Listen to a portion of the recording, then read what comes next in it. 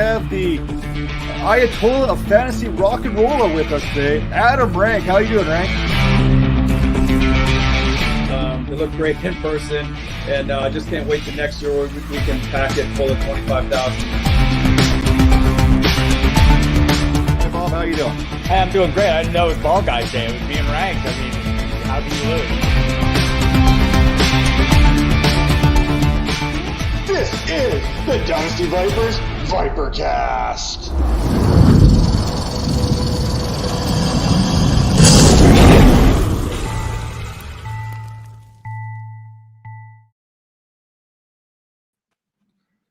Hello, and welcome to the Dynasty Vipers ViperCast, episode number 106.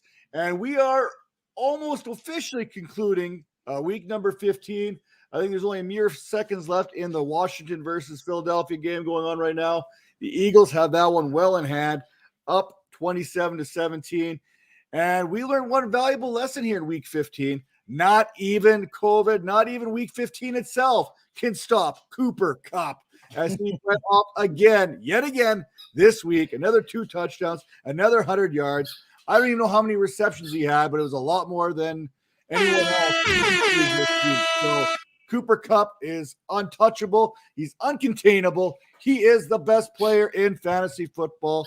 But with that all said, I've got 2 of the best when it comes to fantasy football analysis with me. One, Tera Roberts, and one, Major Caldwell. Tera, how are you doing tonight? Awful. Absolutely awful. I mean, I just needed a few fantasy things to fall my way, and they most definitely did not. So I think you pretty much echo the sentiment to just about every fantasy manager in the playoffs in week number 15. This wasn't your typical carnage type week where players are going down and getting hurt. It was just a bad fantasy week amongst fantasy points, especially amongst the elite level players, with the exception of Cooper Kupp. You look around, and I'm almost afraid to look at my Scott Fishbowl score right now because it could go either way right now. I don't know if I'm in. I don't know if I'm out. My team shouldn't even be where it is right now to begin with, but there is a chance it could be advancing, but probably not. Now, Major, what are your thoughts so far? How are you doing tonight? I'm good. I'm kind of out of everything, so I haven't really been paying attention to fantasy sports right now because I think I'm in too many leagues and I kind of dropped the ball in a couple of them. I'm in a few playoffs, but not in the ones I really wanted. So, I don't know. It's a sad. Some people are happy, some people are really sad. That's what Christmas is all about, right? Right. It is. Yeah. I can see you're one of the most festive individuals I know talking to you on and off air here. I know how much you love the holidays, how much you get into the holiday spirit. And I'm really surprised you didn't dye your beard green and red just to celebrate with us a little bit further. I'm so bah humbug. Like, this is a lot for me right now. I got this like maybe 15 minutes ago at Target, and where else did I go? I went to like all these shopping places to find this stuff, and it was nothing left. And everyone was just being like crazy in the stores. So yeah, I hate this time of year. So I got to know, Major, you kind of mentioned you're in too many leagues. What is too many right now? And is this something that's going to change in the offseason where you're like, okay, I'm relaxed. I'm either going to drop some leagues or, you know what, I'm good now. I can take on a few more. No, I'm in like about 22 leagues right now. And I want to get that down to like 5, like 5 or 10. Like I can't, it was a lot. It felt like a full-time job this year, you know? Because that really is the off-season question to be asked to all fantasy managers, because we will go through that where we felt stressed at times, Tera. How many leagues we're managing, how many rosters we're looking at day to day, how we're setting those lineups. And then we hit that off-season and we almost go stir crazy because there's nothing to do. Things kind of come to that slow down type thing. And then all of a sudden friends are like, let's do a startup. And everyone's like, yeah, okay, I'm in. Tera, are you going to fall into that trap where you're going to join a few more startups that you maybe were thinking you wouldn't be doing this year? No, I'm good where I'm at. I'm good. I could do some more best ball next year, although I have such terrible luck. I don't know what the point is really. Like, you know, my best ball teams is really just like, can it actually like field in a entire startable roster at this point. So they're just, kind of trucking along. But yeah, no, I know when to say no. So I will be keeping myself in a reasonable amount of leagues. How many are you in this year? Do you know the number? Somewhere between, and it's bad that I say somewhere between because I forget a couple, which is not a good. In my defense, there's a reason, but it's somewhere between 10 and 13, I think. Yeah. Which I think 10 is a good number. a 10 is amount, yeah. 10 is good, especially with best ball. You can you don't have to really check in on that one too much. Yeah. Mm-hmm. And see, I'm in a position here right now where I'm in 42 leagues, and every 42? year I fall into this trap. Like everyone else I know, I cut ties with a few of those kind of slower type leagues out there and this and that. And then I get bored because there's no action going on and I got to jump into something and I get caught into a startup or whatever that may look like. And all of a sudden, next thing you know, I get down to 25 leagues and I'm right back up to 42 and I'm right back where I'm at every single year. Happens without fail. Hopefully I can avoid that this year. So I ask a question here as we kind of wrap up week number 15 before we kind of move on to week 16. What are your thoughts? We had Saturday night. We had a Saturday game. We had a full slate on Sunday. We had a couple Monday, a couple Tuesday. What are your thoughts on the doubleheader Monday night?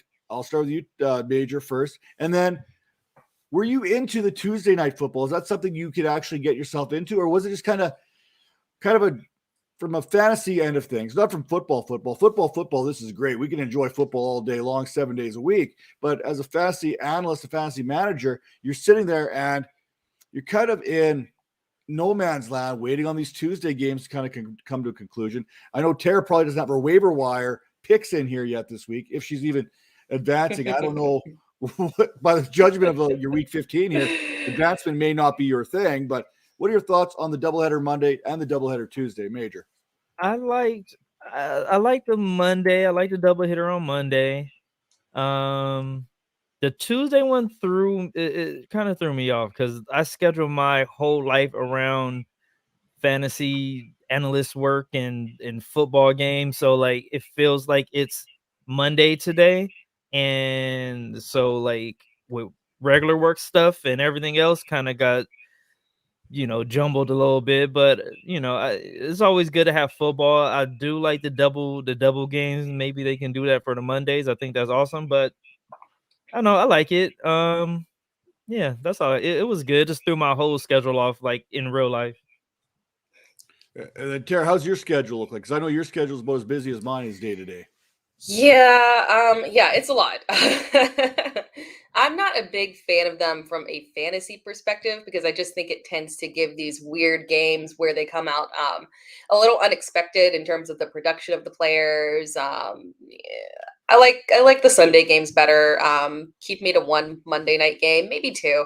I don't mind that too much, but the Tuesday games, then we have one break and then a Thursday game. It just seems kind of jumbled together a little bit too much for my taste.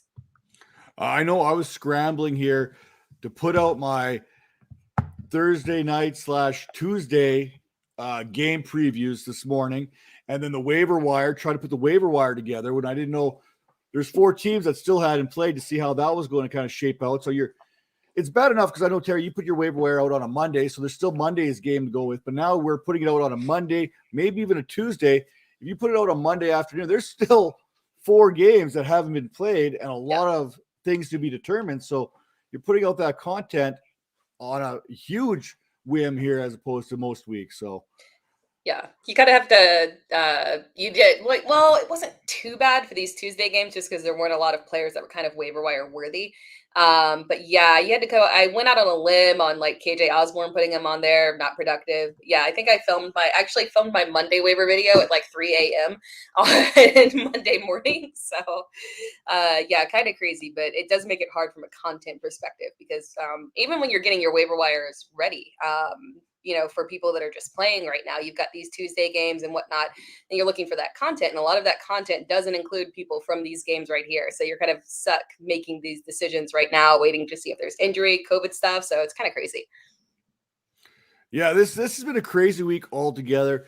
having those games move from Saturday to Monday, from Sunday to Tuesday, trying to reschedule the NFL. I think they did a pretty good job for the most part getting these games played this week.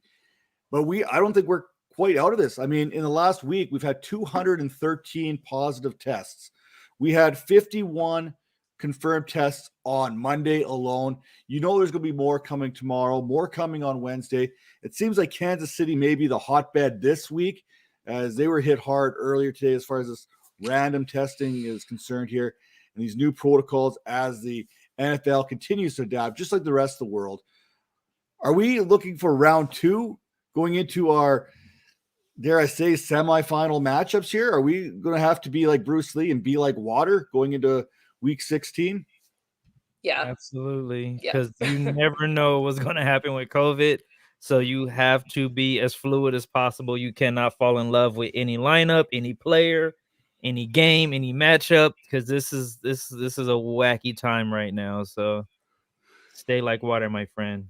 Yeah, and you're gonna have to really pay attention because with the COVID or the rule changes that they had in terms of testings for and how you can actually be able to play after you test positive for vaccinated players, it's a little kind of I guess it's good, beneficial for the players, but kind of confusing for us because we've got, like, you look at Austin Eckler, who's not technically on the COVID list but did test positive, but still has some steps in order to play. But we don't do we really know exactly what those steps are? It's a little unclear to us, so it kind of leaves us in this weird kind of no man's land where we're having to really pay attention, research. So guys, just kind of like stay tuned, because I think there's going to be multiple players that are in this situation where their actual status is going to be a little bit unclear, and just because they're not don't have that COVID IR designation doesn't mean that they're 100% going to play.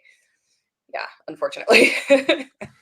Well, there you have it. Buckle up for week number 16, as we will talk about that here in a second. But let's look back on some of the things in week number 15. Some of the good, some of the bad, some of the ugly, some of the naughty, some of the nice, so to speak. And let's start with the studs and duds. Who's on that good list there for you? And who's on that naughty list, Tera? You know what? For me, I was gonna go with Gabriel Davis as my stud of the week. And I wanted to give it to him not because he was the highest scoring player of the week, but I think he was coming, very proud of him in terms of his production and what he was able to do, coming off of really not being productive or having much opportunity for the majority of the season, which wasn't really his fault. Remember, he is a young player and he's playing behind Stephon Diggs, Emanuel Sanders, who's a very established veteran, Cole Beasley, who, again, he, can tend to be a target monster at times. Dawson Knox popped up as a tight end as well, so there just wasn't room. But with Emmanuel Sanders going down, Gabriel Davis got his shot and was highly productive with it. 5 of 7 for 85 yards and 2 touchdowns. And, he's someone that I talked about previously that was oddly a very impressive red zone target, despite his limited nature that he played. So yeah, stud of the week for him. Very good. My dud of the week, it doesn't really need any explanation because there's no stats to go along with it because he caught absolutely nothing. Jerry Jeudy. Jerry Jeudy, dud of the week. It's not that I expect much out of Denver receivers these days anyway, but I expected a catch, like a single one. So yeah, dud of the week. I kind of joked when I was watching that because there's one time in that game where Jerry Jeudy actually broke up the pass on a 50-50 ball, and I kind of laughed to myself. I'm like, he's been doing that to the Broncos receivers all year, breaking up passes. And I was kind of joking around with that, but it's true. It's you cannot trust Jerry Jeudy. You can't trust Cortland Sutton. When we get to our happy Festivus, I'm sure both these players are going to be on that airing of the grievances type segment a little bit later. Now, Major, who was a great gift this week for you, and who's getting that lump of coal in their stocking? I don't know, when you talk like that, it's so funny to me. It's the best. You're really good at that. I don't probably say his name wrong, but Amon-Ra St. Brown, like the rookie from USC. I'm a Trojan fan, being an LA kid. 8 catches, 90 yards, a TD. He's doing his thing, man. He's coming along. And then I have to go with my dud is Trevor Lawrence. We all thought we got a new start. The coach is out of there. we're going to just let him throw the ball, get him going. Not so much. No TDs, but plus side, no interceptions. He came off that 4 interception game last week. This week he protected the ball, but it was all like dink and dunk. So, but hey, let's give him some love where we can. Especially being he's supposed to be the greatest quarterback since Andrew Luck, and it's not working out that way. So hopefully we can get like an offensive minded coach in there, get one of these young hot shot offensive coordinators or something in there. But yeah, I got St. Brown and Trevor Lawrence. I feel like I should let Tera kind of comment on that Trevor Lawrence slander. Nah, I mean, it wasn't as slanderous as he could have been. I maybe was expecting more. I thought he was really going to go in. I like him. I like him. I try not to, but I like him. No, I mean, it's justified. It's been bad. I wasn't surprised that he really didn't pull through this week. It read to me that they were going to aggressively emphasize James Robinson. That's what I would do if I was Darrell Bevel, just to kind of turn around and say, hey, look, I'm not Urban Meyer. Here we go. Here's James Robinson. So that made sense to me. But yeah, I agree with Major. This was just kind of a insane situation of literally having just the worst coach to start off your young NFL career. So hopefully they can get someone in there that can just, change the entire environment of the team as a whole, because that's awful that all those players had to go through that. Exactly. It is. And I was really hoping that Jacksonville would do a little butt kicking of their own this week, but that never really took flight. But for me, my stud of the week, you have to feel pretty good for 13 carries, 73 yards, and 2 touchdowns. You got to feel even better when they throw for 215 yards and 2 more touchdowns. Lamar Jackson, who? No, I'm not going to quite go there yet, but Tyler Huntley has been doing a fantastic job when given the opportunity to do so. If you're in fantasy right now, you have found yourself that handcuff to Lamar Jackson. What he does, he's giving you Lamar Jackson-esque numbers. Lamar Jackson type production. He's not Lamar Jackson. He's his own dude. Let's put it that way. And if I'm a team looking for a quarterback this year, especially one that needs one early on in the draft, because I'm not in love with any of these quarterbacks coming out yet, and I haven't really studied that tape, but Tyler Huntley may be that first guy I'm kicking tires on to see if I could pry him away from the Baltimore Ravens. And if so, I'm going to set up this offense very similar to how the Ravens are running theirs, because I really do like what I'm seeing from this guy, and he's proven it not only this week, but the last time Lamar Jackson missed time. And for me, that is definitely worth that stud of the week type status for me. Now, my duds, I got 2. There's 2 lumps of coal going in the stocking. One, we're going down to the bayou there to Alvin Kamara, and this one's more on Taysom Hill, because for whatever reason, Taysom Hill does not like to hand the ball off to Alvin Kamara. Let's call a spade and what it is. Because RB44, 5.1 fantasy points, not good. And I blame Taysom Hill. All my problems come back to Taysom Hill. Yeah, you heard that right, Calvin. I'm looking right in the camera, I was like, right Calvin's at you. rolling over in his bed now with all that slander. I tried to be so nice. It's nice. Taco Tuesday. He's not listening right now. And then the other one, and this one's kind of a redemption because I did kind of make this call. I'm going to kind of go back and forth on this one. Amare Cooper, you get dud status too. Wide receiver 78. More on him shortly. Now, IDP player of the week. Tera, who do you got? Who stood out for you on the defensive side of the ball this week? So for me, I wanted to continue my trend of congratulating these Detroit players for really pulling through. Major talked about Amon-Ra St. Brown. I want to talk about Charles Harris. 7 solo tackles, 3 tackles for a loss, 5 assist tackles, 1.5 sacks, 2 hits on quarterback. I mean, he was just all over the place, providing high value against a very tough opponent. Typically tough opponent, Arizona. So, congrats to him and that entire Detroit defense. Definitely IDP stud of the week, even if he wasn't technically the highest scorer, but he was close. And then Major, over to you, because I know you were looking at this here right to the last second. Yeah. I like your choice here because the dude is a maniac, so to speak, when it comes to the defensive side of the ball. Darius Leonard, man, the dude is just like, he's everywhere all the time. Like, he's just annoying for any offense that he's going against. But he had 10 tackles. He had an interception. And the thing I like most, me being a running back, we all know I'm the junior college running back of the year now, according to Matt. But the stiff arm that he gave was like the nastiest stiff arm I'm seeing since like AB or something like AP, I'm sorry. So I don't. He's just a guy, man. He's just a maniac. He's getting sacks. He's getting interceptions. He's tackling people. He's all over the field. He's getting team motivated. He actually put the team on his back, I think, and kind of like the motivational leader of that team and got them going. So now they look like they're making that good playoff run and could be dangerous if they make it. So I'm going with Mr. Leonard.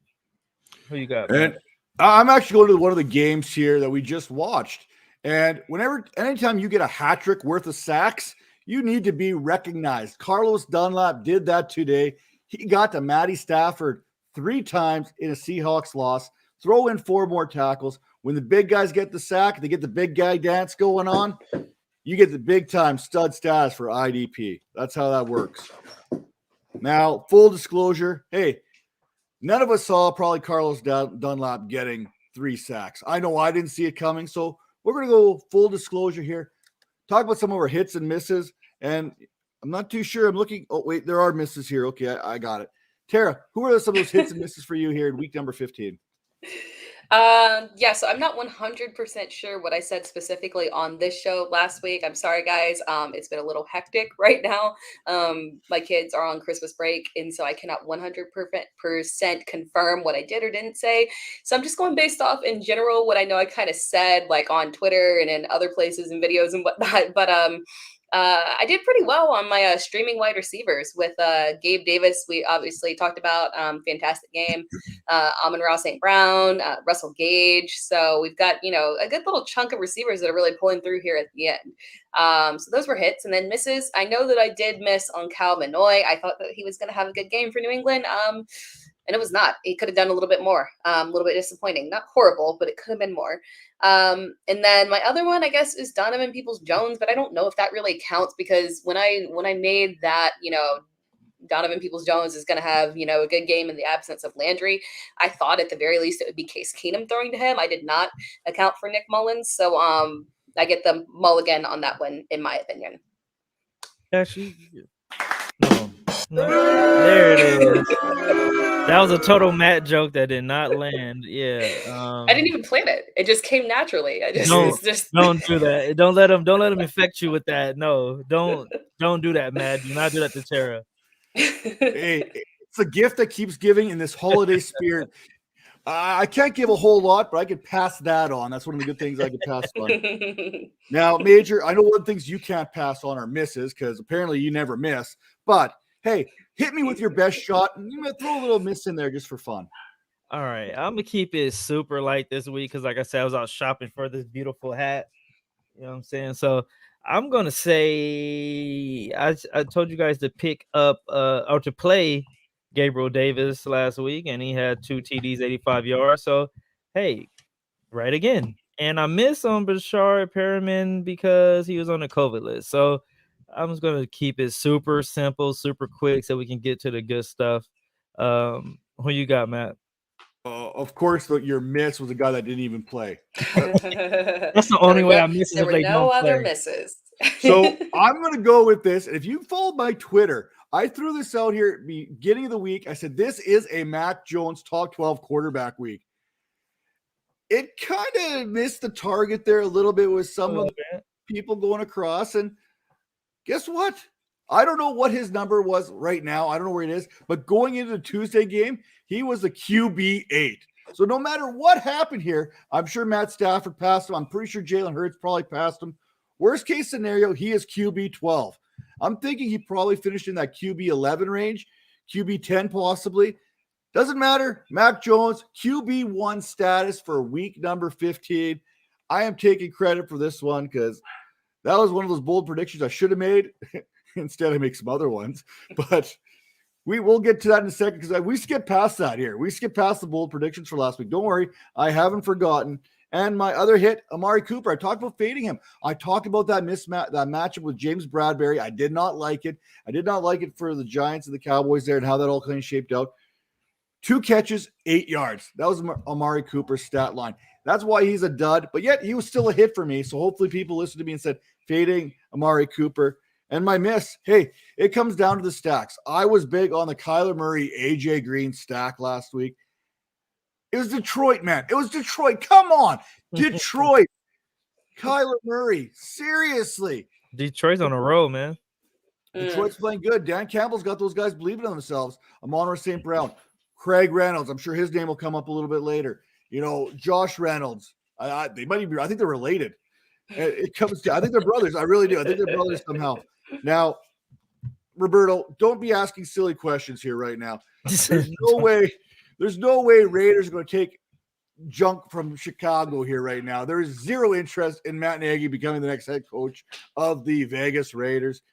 I don't think you're going to be stuck with him either, Roberto, but we're just going to make sure that no one gets him. We do know that coaches like to get recycled throughout the year, so he will find somewhere, somehow, some way. I think he'll be a coordinator more so. I don't think he's going to be a head coach right off the jump. He'll be a coordinator again. No, he's definitely not. There's a lineup of head coaches. We talk about Dabble there. We talk about Caldwell coming out, Leftwich. These guys coming out here. There's some great coaches that need to get an opportunity way before a guy like Matt Nagy gets another shot.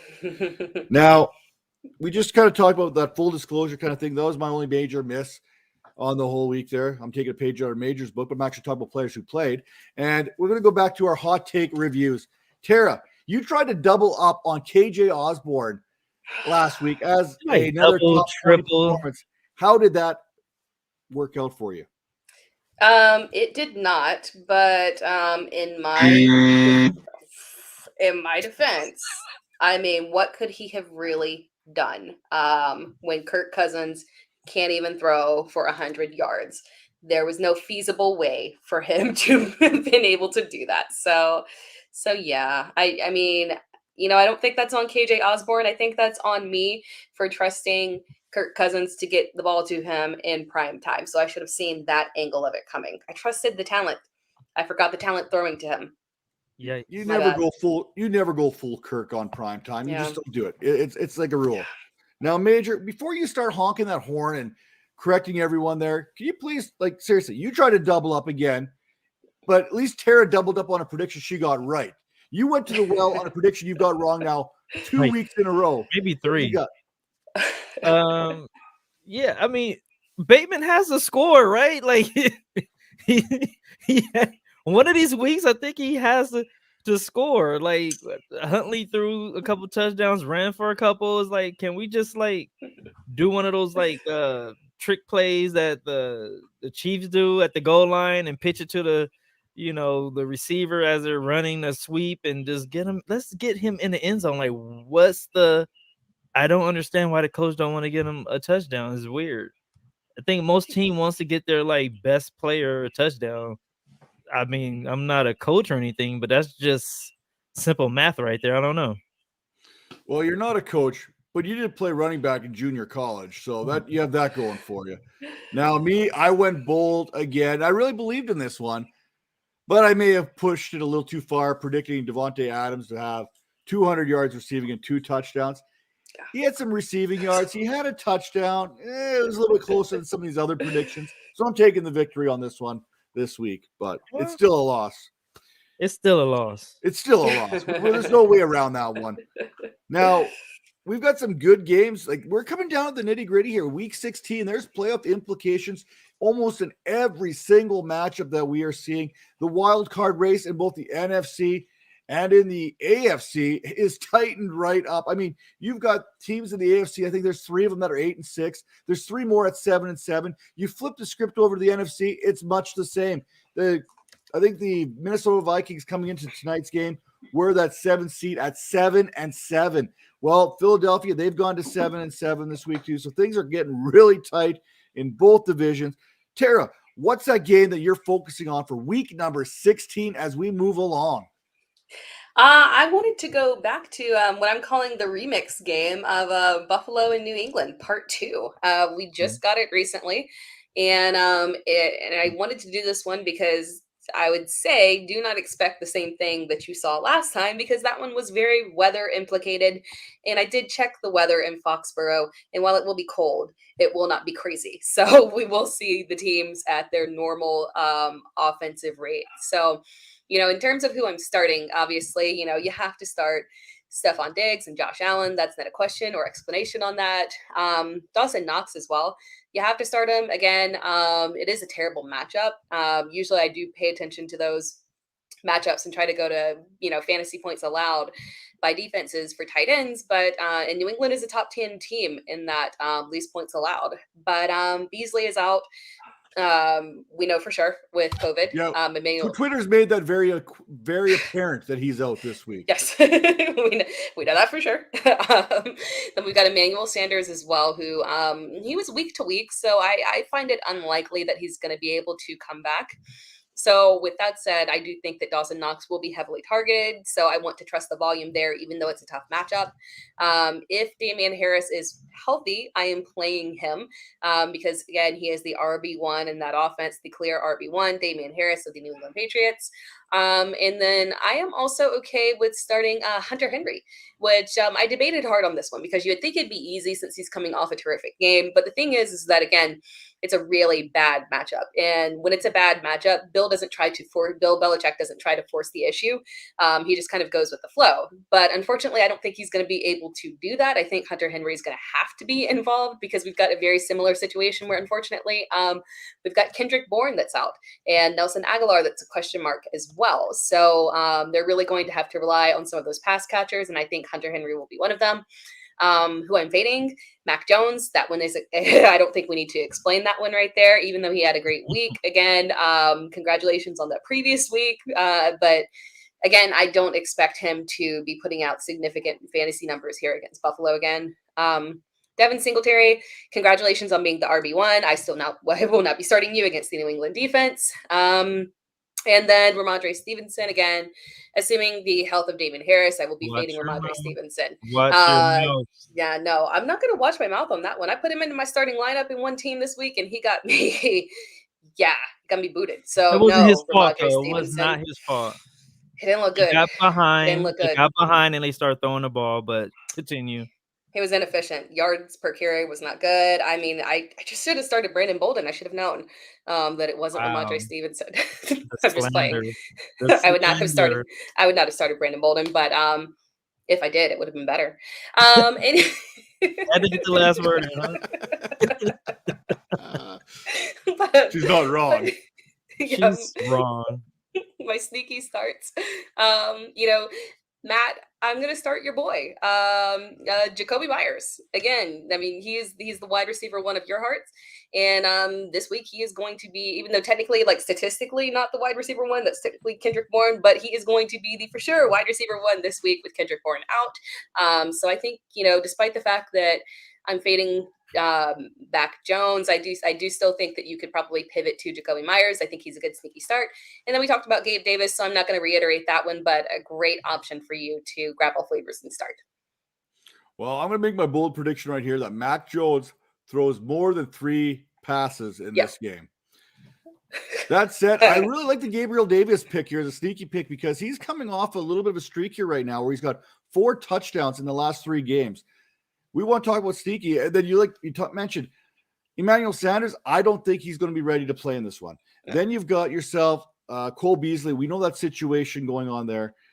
So that leaves you basically Stephon Diggs, Gabriel Davis, and you know where Bill's attention is going to be when it comes to the Bills. It's going to be focused on Stephon Diggs. So that means Gabriel Davis, this could be that 5th touchdown in 4 weeks. I mean, we got some good options here. Now, Major, moving along, what's that game of the week that you're paying attention to? I'm going Baltimore and Cincinnati. Oh, go ahead. No, I was just going to jump in here. And are you going to go with a bold prediction that Bateman gets a touchdown in this matchup? I am. I gotta see this one out. Like, I don't care if I'm wrong for the rest of my life. I have to see this one through. But I'm going Baltimore, Cincinnati. This game is very important. Both of these teams need this win to get into the playoffs or to stay alive, I guess. my starters, like I said, I always pick 2. I like T. Higgins. If you remove last week, he's been putting up some good numbers. He had 114, 138, and another 114. And then he had the dud last week, but he's been on a nice little run. So hopefully that continues. And then this one's a little controversial. I'm going with Huntley as my other one you want to start. There is some rumblings of Jackson coming back and practicing this week, but do they really want him to come back? I don't know. Like he's balling last 2 weeks. 270 yards, a TD, 215 yards, 2 TDs, passing, another 2 rushing last week, or this week, last week. I'm so confused. See, the games are all mixed. I don't know what week it is now, but in my opinion, I'm not saying he's better than Jackson, but I think he runs that offense a little bit more efficiently than Jackson does, through the air at least. So I don't know. I think for them to make that run, it seems like the team is kind of rallying around Huntley, and Huntley is a winner, man. He's been winning his whole life. You know, he was in Utah with Moss, and they had a nice little run, made Utah relevant out there. So he's a Florida boy, played out there and won all kind of championships and stuff. So he's a winner, and I think the team is in there. It seemed like they're gelling a little bit better without Jackson. I know that's blasphemy, but you know, the eyeball test doesn't really lie too much. But yeah, that's what I have for that. People I'm fading Tyler Boyd. It seems like when all 3 of the big 3 receivers are all in the game at the same time, Boyd is just kind of lost. He doesn't really see as many balls. Like if it's one other receiver, he's pretty good, but all 3, no bueno. And then let's see here. Oh yeah, I have the Ravens running backs, like all of them. I don't know why they even put anyone in position. They should just run like 4 wide receiver sets and just go from there. My sneaky play is gonna be Samaje Perine. My guy Joe Mixon is kind of still having that neck thing going on. I don't know if he's 100% or if he's just like, well, they have to play him because they have to get in the playoffs. So it's like, I don't know why it seemed like they have him on a pitch count right now. So we'll see how he his practices goes this week, but I think he is on a pitch count in practice. So Samaje should see an uptick in that timeshare. Yeah, with Samaje Perine there, I'm glad you mentioned him there because Joe Mixon has not officially missed any games at all this season, but there was a game in which he was really limited. And in that game, Perine had 15 carries. I think it was like 83 yards. Mm-hmm. He was productive in that limited opportunity. And what you're talking about with Tyler Huntley, you better get your buzzer ready. He's just a Florida boy living that Baltimore life. No. I figure we've made it 38 minutes into the show and I haven't been booed yet, so I have something to work with. That's crazy. Tera got booed before you got booed. I don't think that ever happened all year. No, it must be the holiday season here. It must be.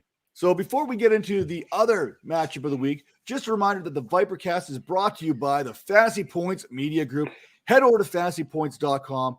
Make sure to check it out and make sure to hit that subscribe button over there because if you enter promo code 22Vipers10, you're going to get 10% off that subscription. Majors, sound effects, whatever you want to call it, it's been taken away. It's been confiscated the rest of the show now. But I actually booed my squad, and and today I'm officially part of the crew. They put me up on the website, so you guys have a moment, go check out the website there, fantasypoints.com. Click on the staff, and you'll see your boy there. So my apologies to the whole team for that bull right there. I'm just trying to get us the coins. You know what I mean? That may have been the shortest promotion to the big leagues ever. Going out there, getting your face on that website, and then booing them the very first show you get an opportunity to do so. And the brand closing. Story of my life. This is the story of my life, though. You know what I'm saying? So now we talk about that game of the week, and I've got my eyes set on Arizona versus Indianapolis. I think I got onto the sheet first, so I got the first choice of the game here this week. Jonathan Taylor, I faded you once against the Buffalo Bills. It will not happen again, ever. Period. End of discussion. Well, maybe weeks 1 through 4 every season I might fade you because that seems to be the trend, and I will because that's who I am. But after week 4, I will never fade you again. Okay, so you are a must start, guaranteed. Put it in there, mark it down. And for me, I kind of like Zach Ertz to make a little bit of noise this week based on that matchup. Because if you look at the numbers and what they're playing, is Indianapolis is allowing 16.97 fantasy points per game heading into this last week.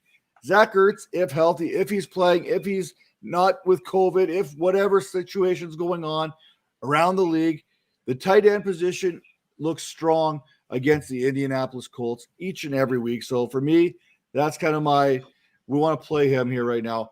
And as we say, this show, 5 minutes from now, we may hear something different where some players out that we're going with. So like I said, be like water, ever flowing, ever moving, because buckle up because it's going to get crazy here for us in the next couple weeks. Now, who am I fading? I'm going to go fade a couple Arizona Cardinals here because I really believe in what this Indianapolis Colts defense can do. And because I'm petty and Kyler Murray burnt me last week, Kyler Murray, I'm fading you this week against the Indianapolis Colts. There's no justification other than the fact that you burnt me last week. But who does get faded this week is James Conner for sure, because I know all you do is score touchdowns. I get it. You score touchdowns. You're good at that. You find a way to fall in the end zone each and every week. But look, Indianapolis, they are good against running backs in fantasy. They are the third best team when it comes to the running back position. They're allowing 19.53 fantasy points, which is the third best mark. And if you look at it, I think they've only allowed 7 touchdowns all season. We are now going into week number 16. So that's about, less than half a touchdown per game. James Conner's value is based on touchdown dependency. I don't see that happening against the Colts. Therefore, I'm putting him on my fade list. And my sneaky play, let's get a little freaky here. Let's go back to a small school kid. Let's go with Ashton Doolin as a sneaky play this week. I mean, I don't recommend getting freaky in your semifinals, but hey, week 15 was about as freaky as it gets as far as fantasy goes. Why not take a chance on a kid there in Ashton Doolin? Full disclosure, I probably wouldn't start him, but I think he's going to have some pretty good. I just have a gut feeling that this could be one of those things you're like, oh, yeah, he kind of came out of nowhere. That and the fact that Michael Pittman kind of ticked me off here too last week, and I am petty. I've mentioned this multiple times. He got tossed out of the game, I think, with 1.8 fantasy points. So you know what? Next man up, Ashton Doolin, sneaky play for me. Wow, that was quick. We are firing along here in this show this week because we got something special coming up here just shortly. But first, before we get into that, I know that my crew here, that we haven't even discussed this part of it. We're going to do a couple little redraft type things here, but I know, Tera, you were not big on the Halloween type movies. That was not your strong suit. Major, I know you're not really in that Christmas spirit, but hey, why not? Let's have a little bit of fun out here. What is your 101, Tera? I'll give you the first round pick for Christmas movies. It's Home Alone. It's Home Alone, the original. Although I like Home Alone 2 as well. But yeah, I'm a Home Alone series. I even like Home Alone 3. I know people dislike that one, but that one had a little, warm place in my heart. I'm a Home Alone series kind of girl. So that is my 101. See, my problem with the Home Alone series is it's not realistic for me because these children should have been apprehended. There is no way you can leave a child twice and get away with it. Child services or something, right? I don't care if this is like 1990 when this is going down. There's video proof that this family abandoned a child not once, not twice. How many Home Alones are we on? Like 5 or 6? Come on. So true. Major, what is the 102 of Christmas movies? I'm gonna go with a cult movie. I'm going Friday After Next. Love that movie. You got Mike Epps, you got Ice Cube, you got Santa Claus stealing all the stuff. You got a pimp in there. You got all kind of stuff going on. You got Terry Crews in there popping his pecs. You can't even see mine. I need to do some push-ups. But yeah, it's a great Christmas movie. If you haven't seen it, please don't watch it with your kids. But check out Friday After Next. Well, you're gonna leave me the low-hanging fruit here. I'm I was gonna gonna do it. I'm going to take 103. I'm going to take Die Hard because that's my show every year. And then we get a little bit more. We watch Die Hard like 2, 3, 4, 5. We go through the whole series eventually, but Die Hard 1, I don't care, is a Christmas movie. We haven't had it, but I've heard the guy who actually came up with the film, produced the film, mentioned it as a Christmas movie. Therefore, it's automatically a Christmas movie. Now, Tera, what is that 201 of Christmas holiday movies? Oh man, we're going deep. Oh yeah, okay. So I am gonna say Miracle on 34th Street. I don't know why. It's just kind of like a nice, sweet, classic movie. Yeah. All right, you go with the sweet classic. Okay, you're gonna go with the opposite. I went with Merry Christmas, ho ho ho. I've got a machine gun type thing. Major 202 Christmas. We got 3 rounds of Christmas movies here. Yikes. Let's see here. I'm trying to find a list of Christmas movies because oh wait, I really like this one. You ever see what's the one with Will Ferrell, Elf. Elf. Oh, That's a classic. I love Elf. That feels like that feels like a steal for me here right now. Elf is one of the classics right there altogether. Yes. But I'm going to go back with another classic for the 203, and I'm going to go National Poons Christmas Vacation. Ooh, welcome the Griswolds to the party. A little bit of moose milk for everybody coming in at 203. Now, Tera, last round. Come strong. What's that 3rd round pick for you here for Christmas movies? Actually should have switched my 2nd and my 3rd. The Grinch. Yeah, The Grinch. It's a sweet. I guess I'm going in. I'm like a very family oriented person because all my movies are like sweet little family movies. Super cheesy though, like super cheesy.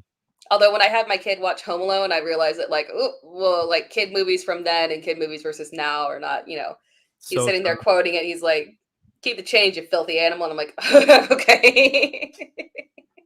Why they only pick up the part that you don't want them to hear, right? Exactly. All the ones were like, the interaction between Kevin and his brother, and they're like, butthead and this and that. And I'm just like, okay, like just ignore that part. Go to the sweet portion of it where he's battling criminals. Perfect. Major, last round. What do you got? Here's one more Christmas movie. I'm kind of split here, but I'm gonna go.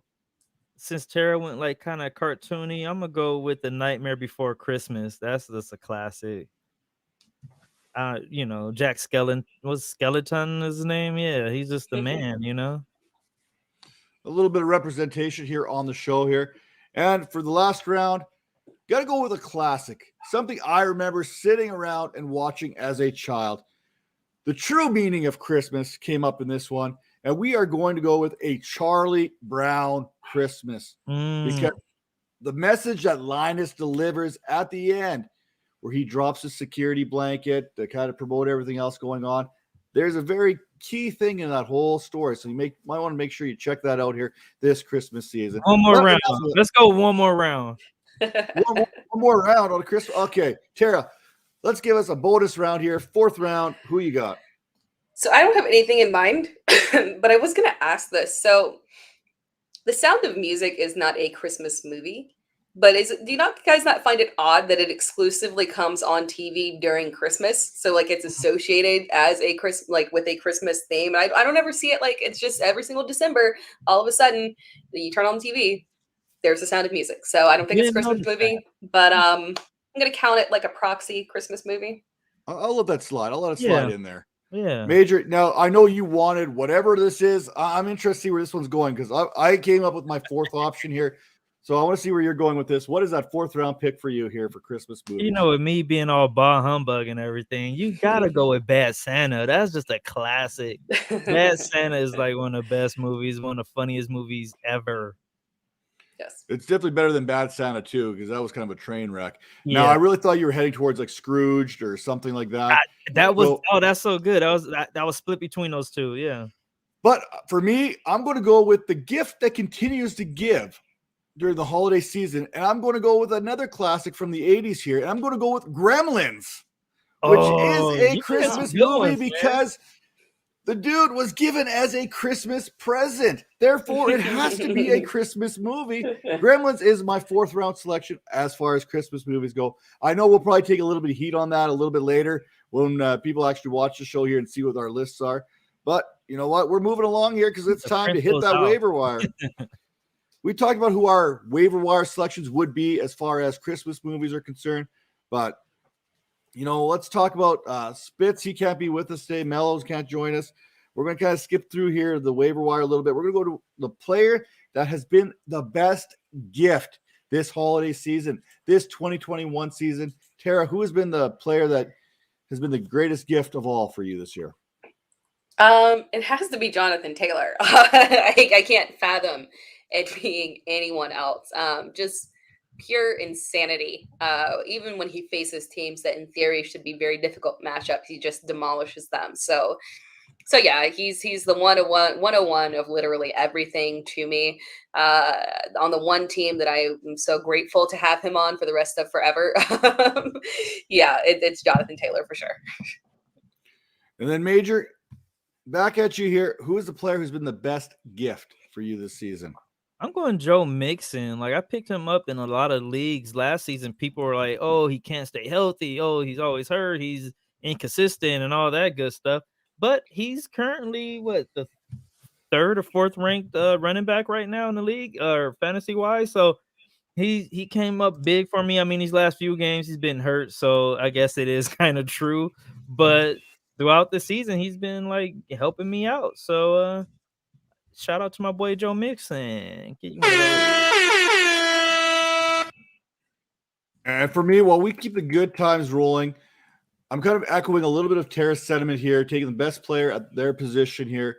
It's been Cooper Kupp for me. I mean, there has been no down weeks. I joked about fading Jonathan Taylor through weeks 1 through 4. There's been no time to fade Cooper Kupp at all this season. I mean, the Cardinals held him in check to 64 yards, and I think it was like 9 receptions or something ridiculous. 11 fantasy points was his low this season. Cooper Kupp, you probably got him in round 5, round 6 of the draft, a little bit forgotten. He has been by far the best wide receiver, and I bet you he's right up there. He's right up there with Jonathan Taylor as far as fantasy points on the season. I know they're 1 and 2 among non-quarterback position players. So, I mean, you can't go wrong with either one of those gifts. But for me, a little bit more value, getting him a little bit cheaper on the back end. He's giving you just the same kind of production as anyone else. Now we're going into the errands of grievances. The Festivus with the Mestifus. I don't know. I'm just trying to find things to rhyme there a little bit. So, Tera, give me a good 1-minute rant on your errands of grievances for this player. It can't be anyone other than Kenny Galladay for me. I mean, all the grievances in the world to this man. Congratulations on getting paid. It has translated to absolutely nothing for the Giants and for us as fantasy managers. He has just barely outperformed on the season right now. Just barely outperformed his fantasy points from last season, where he only played 5 games. He had more touchdowns in 2020, where he only played 5 games.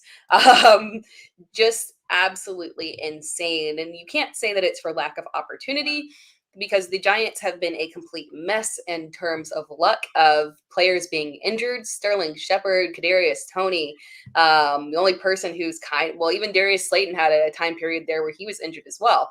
But Kenny Galladay, man, just nothing. He doesn't, even when you look at it and say the eye test, you're not looking at somebody who you feel even has a 50-50% chance of going up when it's 50-50 balls. It feels more like a 20-80 split to me. It's kind of crazy. Maybe I've gone on for more than a minute. Kenny Galladay, airing my grievances there.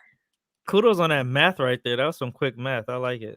Thank you. I know. The best part is whether it's right or whether it's wrong, we ain't fact checking it on this show. But where you can go to fact check it is fantasypoints.com. They've got everything you could possibly need to get the advantage on your competition for those fantasy football leagues here. Head over there, fantasypoints.com, promo code 22Vipers10. You know what? Right now, I think they've even got a better promotion going on right now. If you head over there, I think it's something like 30% off for re-signing up and however that works out there. So make sure you head over there and power up, as Major likes to say. Now, Major, let's hear you power down on someone here this fantasy season. Who do you got? Who is that grievance that you want to let the people know? Brandon Ayuk. Come on, man. I don't know if it's his fault or the coaching staff or what's going on. We still don't know why he's in the doghouse. We still don't know why they held him out half the season. But he's been playing better, but it's just I don't get it.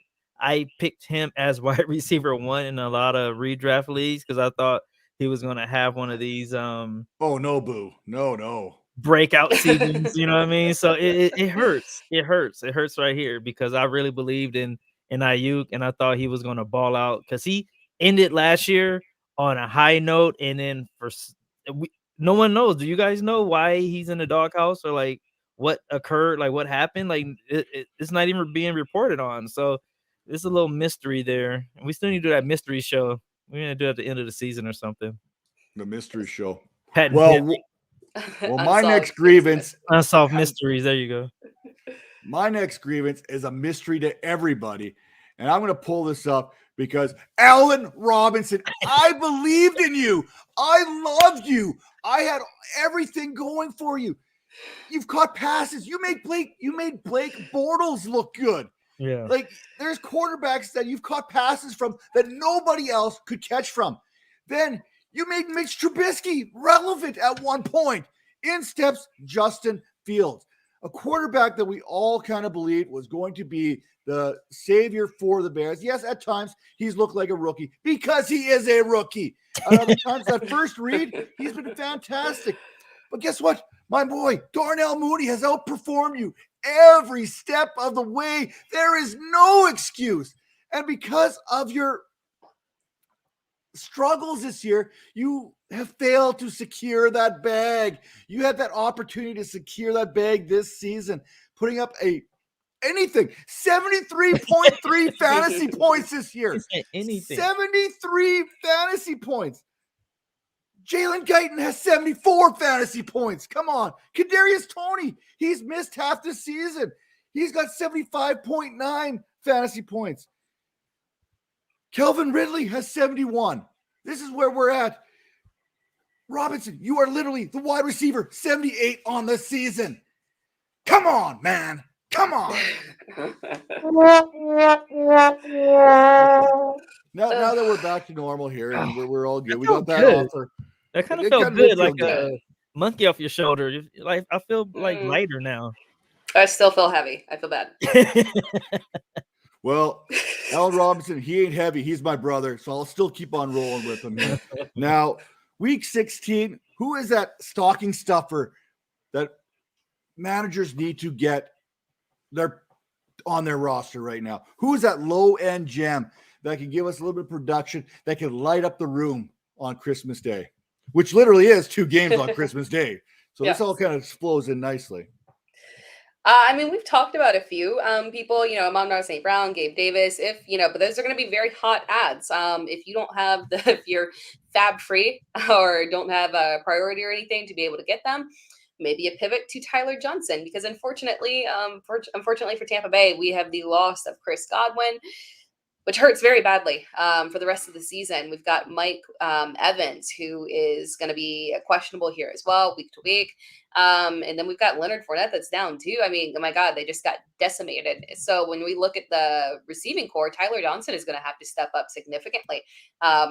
Went 4 of 7 last week, 41 yards, not too fancy, but it was not a fantastic game for Tom Brady. So, I would expect a good turnaround against a tough Carolina defense, but they're exploitable. And Tom Brady is not going to want to put up an egg 2 games in a row like that. So I expect Tyler Johnson to be potentially usable this week. Oh, and it's going to be angry Tom Brady.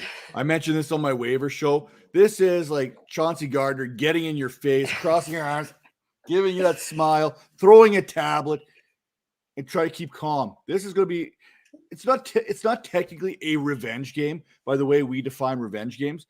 But Tom Brady, after bad losses, he's been pretty good at getting back at the NFL or whomever that might be. So I kind of like Tyler Johnson there as a gem this week. Now, Major, who are you stocking the stuffings with in week number 16?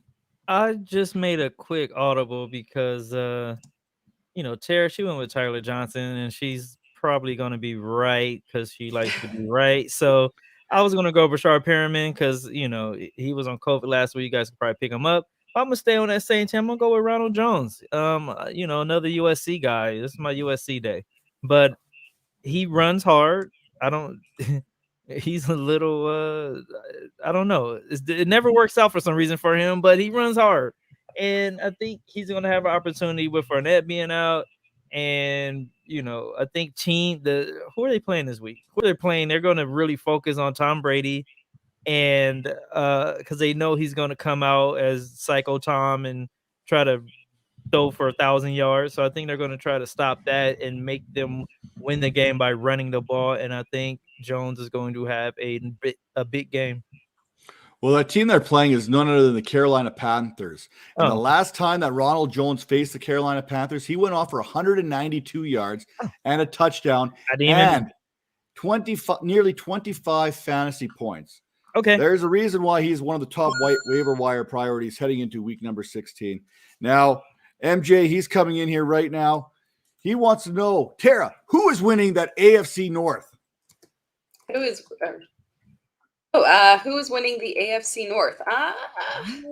Who's winning that? Let's see. Oh my gosh. You know what? I never know who's in what division, so I have to look it up. So I'm just going to say that out loud right now. That would be Cincinnati, Baltimore, Cleveland, or Pittsburgh. Ravens. Why did you sorry. When you said Baltimore, it just didn't click in my mind.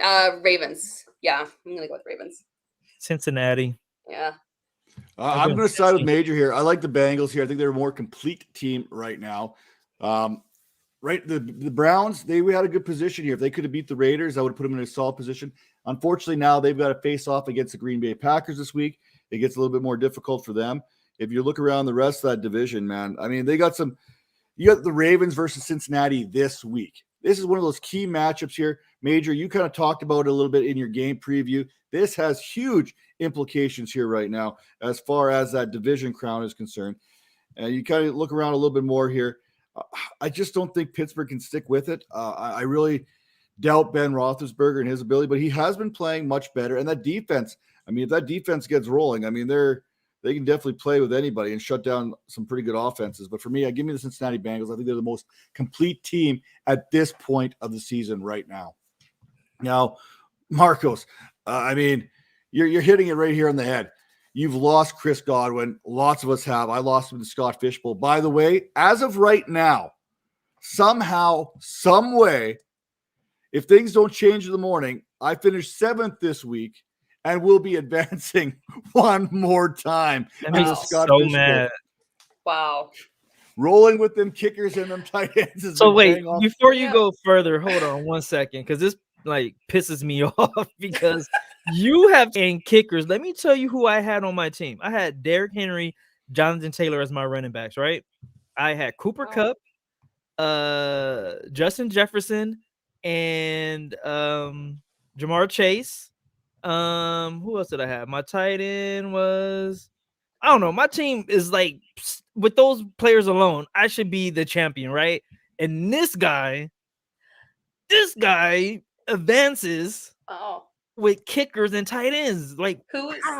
Who's your quarterback? Who were your quarterbacks? Oh yeah, my quarterback was Wentz and Lawrence. Trevor Lawrence and Wentz, but yeah, that'll do it. Yeah, see, actually, my grievances shouldn't have just been Kenny Golladay. I should have thrown in Russell Wilson in there as well. Although you have to be careful about Russell Wilson. I've seen where he blocks people on social media for talking about him. Right. Russ, I hope you don't see this. I love you. Turn away. Anyway, yeah, Russell Wilson.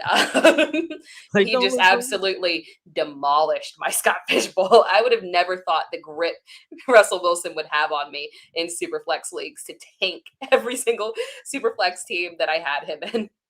Horrible. Wow. So the advancing roster was Derek Carr and Justin Herbert this week. I did roll with Saquon Barkley, who didn't do a whole heck of a lot. Nick Chubb, and both these guys have been out all season. I did snatch Derrick Henry a couple weeks ago off of waivers. So something to keep an eye on if I somehow manage to get through this next round. My wide receivers were here's how it ties in here, Marcos. I had Chris Godwin, Russell Gage, and Donovan Peoples-Jones as my wide receivers. Wow. I only went with one kicker this week with Matt Prater, but my tight ends, Noah Fant, Rob Gronkowski, and Hunter Henry propelled me to the next round. It's not a pretty roster. They don't ask you how, they ask you how many, and I had enough points to finish 7th in this round of playoffs. So Marcos lost Godwin, half PPR, T. Higgins, Russell Gage, Marquez, Valdez-Scantling. I like Scantling as a waiver wire claim. I'm not quite sure. Isn't he? COVID. Yeah, He's got COVID right He's now, just but- on the COVID list today. Yeah. Yeah, I think he'll be fine. For me, I'm going with Russell Gage.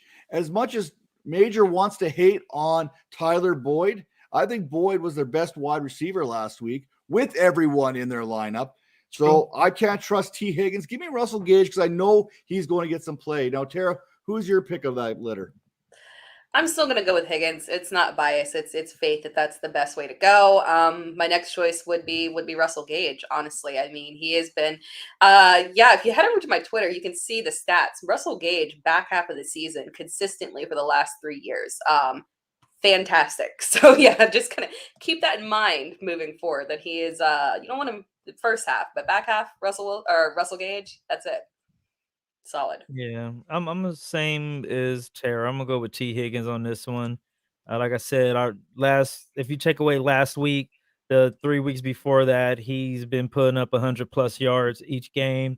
Not too many touchdowns, but to have PPR, you can still get some points for that. So, yeah, I'm going that, and then Gage and MVS. I don't know if MVS gonna play. He's doing the COVID thing, so I don't know. Okay, You might well, want to go and scrape the waiver wires and look for like St. Brown or Tyler Johnson or those people that Tara was talking about. So yeah. And then just to follow up here, he's got stick with Cordero Patterson or go with Ronald Jones this week, Tara. So I know it's been kind of frustrating here with Cordero Patterson. Because since they've actually turned him into a running back, it's not as productive as the pretend running back that's actually a wide receiver that was really killing it at the first half of the season. But Atlanta is playing Detroit. It's hard to pivot away from Ronald Jones because he's going to be the clear RB1 in that offense for Tampa Bay. If he can, and he looked fantastic, but I probably might just with the matchup just go ahead and go with Cordell Patterson.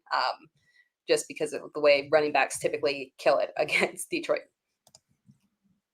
Yeah, I'm gonna go against that just because I think Detroit, ever since that high school shooting thing out there, Detroit has been playing like with an extra like spirit or something. There is something extra going on in Detroit right now, and I think they're gonna win out. I think they're gonna have a good last 3 games. And Ronald Jones, again, like I say, he runs really hard. I think he's going, with Brady, he likes to throw to the running back, so you're going to get that as well. So I'm going to go with Ronald Jones. And I'm going to actually side with Major on this one. I'm going to go with Ronald Jones as well, just based on what they've done against Carolina in the past. And I know Tom Brady is going to be angry Tom Brady, so I could think they're going to put a lot of points on the board, which means we see that game script flip in favor of Ronald Jones in the second half, a little bit more so than what we're going to see with Cordell Patterson in Atlanta here this week. Now, next question, more playoff predictions. My NFC from MJ Jr. 23, his predictions, Packers number 1, Bucks, Cowboys, Rams, Cardinals, 49ers, and the Eagles. The Eagles? Currently right now, he's got that right now, the current standings are the Packers, the Cowboys, the Bucks, the Cardinals, the Rams, the 49ers. And right now, it's the Vikings in at 7-7. The Eagles are right behind them at 7-7. The Saints are 7-7. And then Washington at 6-8. And Atlanta, who happens to be playing the 49ers, Cordell Patterson, at 6-8.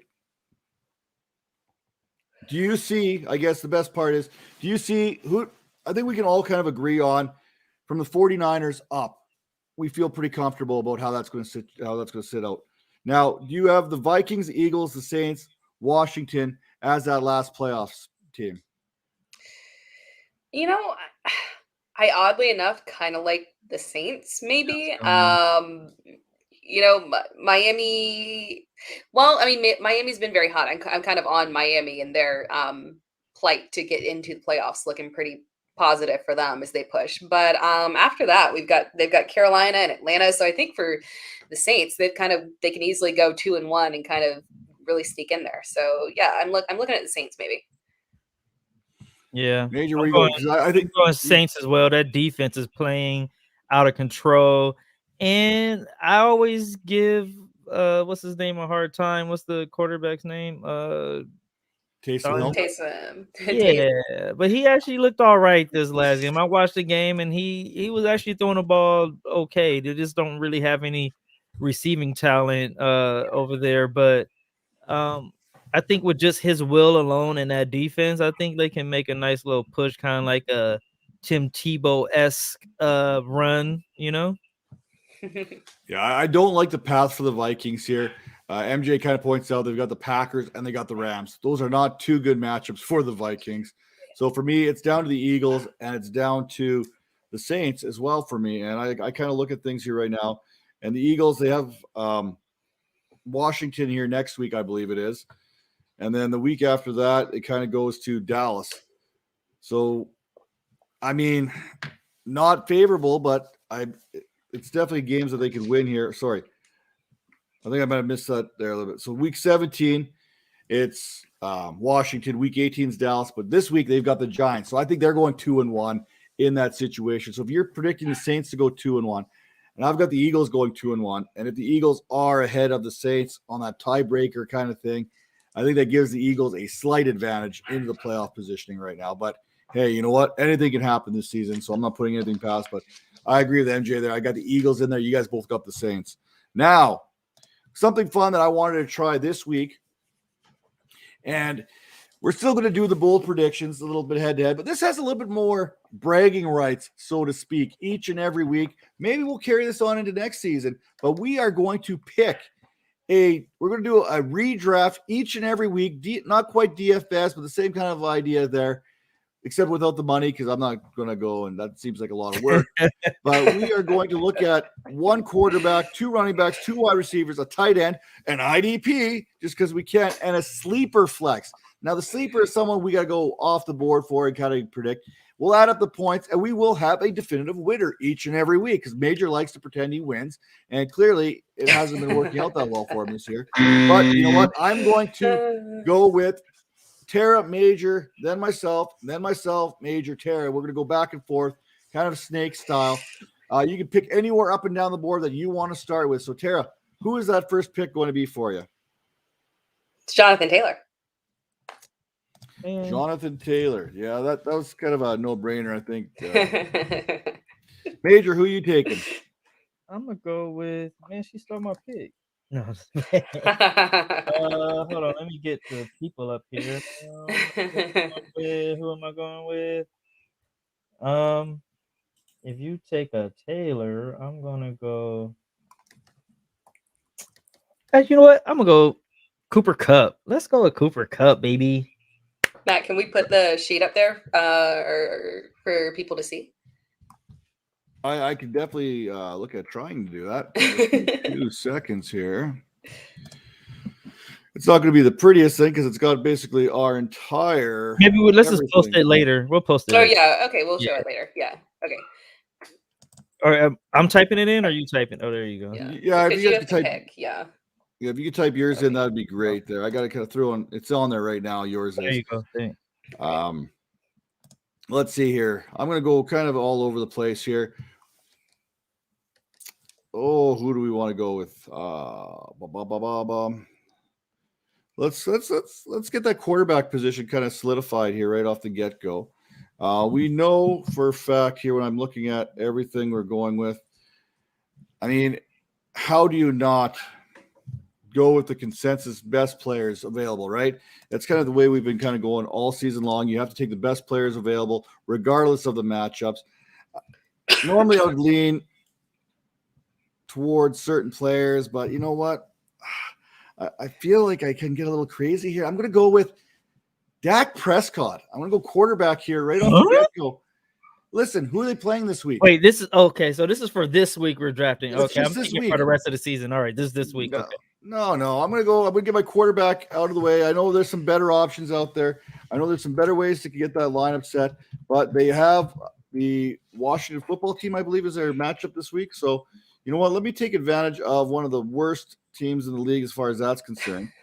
And I'm gonna Dak's been struggling. I feel he's gonna have a big week this week, though. And then for me to come back with it, let's take a look at the running back position because it is ugly. Things are getting really nasty out there. I'm going to go with, you know what? Let's go with Dalvin Cook. Let's go with this one here. Let's get I know it's a tough matchup here, but you know what? Let me give you something to watch because we need to redeem myself because if you guys both get running backs here, it may be really ugly for me. So, Major, who do you got next? Let's see. This week I want. Actually, I'm gonna go.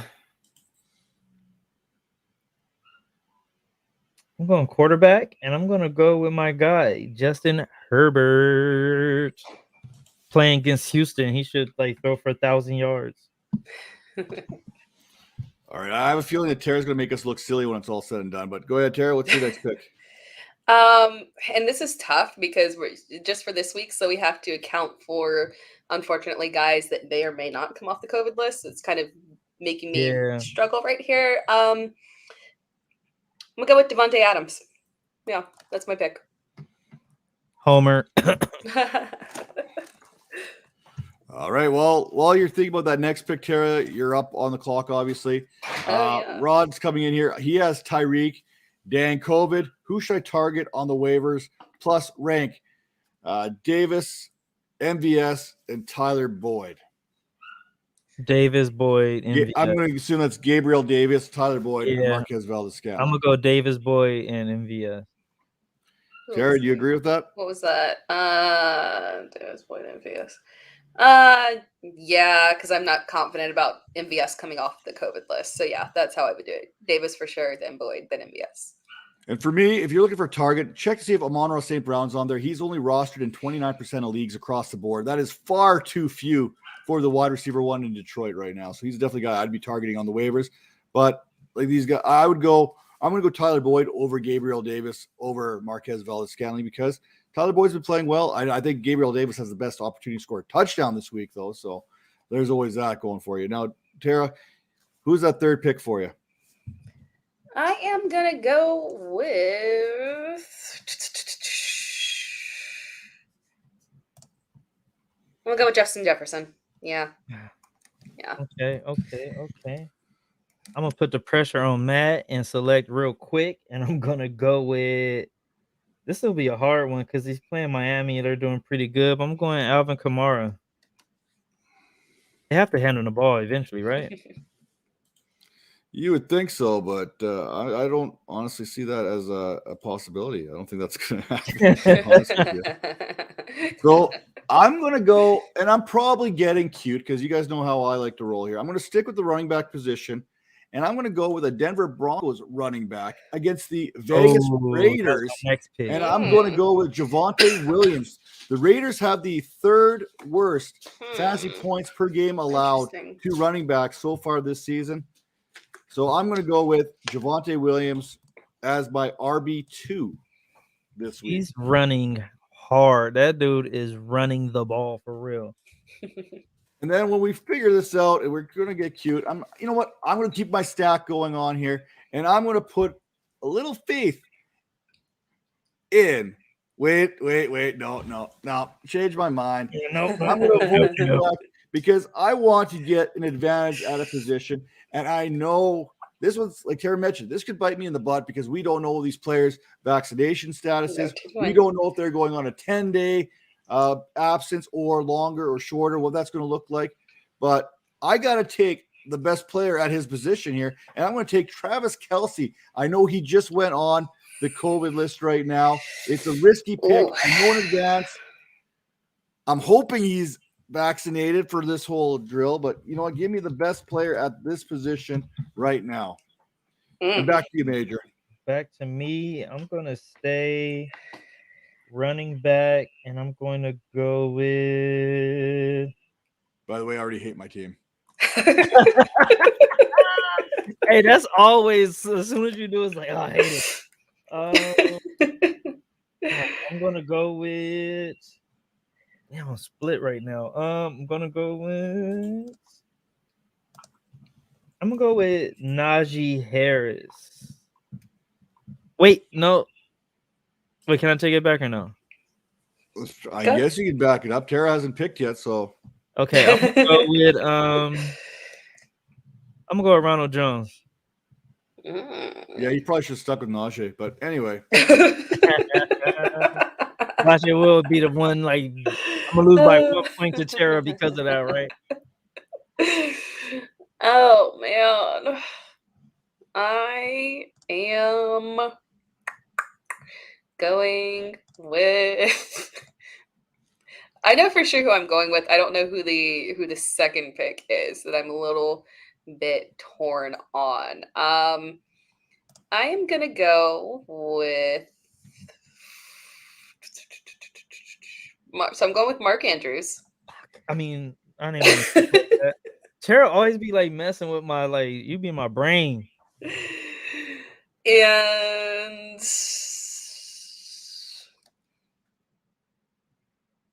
I have a running back in mind, but I don't think you guys are going to go that direction.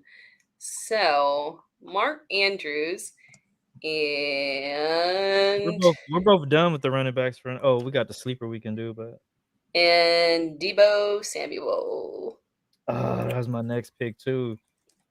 Tera, you're really making me not like you, man. For real. Oh wait. Whoa, Oh no. Tera's trying to stack her. Deebo Samuel was going to be her Oh, sleeper. Wait. Yeah, sorry. No, it says sleeper facts. I thought it's. I forgot. Never mind. Okay. Yeah. Well then, Woo! Congratulations, Major. Which is really embarrassing because he's a big Ayuk guy, and he's going to have to go to if he selects Deebo Samuel. It kind of goes against everything he's preached all season. But Deebo is my guy too. I'm a Niners fan. So in that case, I'm gonna go ahead and go. But can you put Deebo at running back? Maybe. That's the we're not. question. No, only if we could put Taysom Hill at tight end.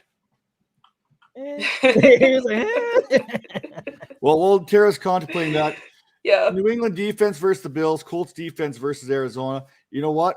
I have more faith in the Bills offense right now than I do the Arizona Cardinals defense. So I would rather go with the Arizona offense.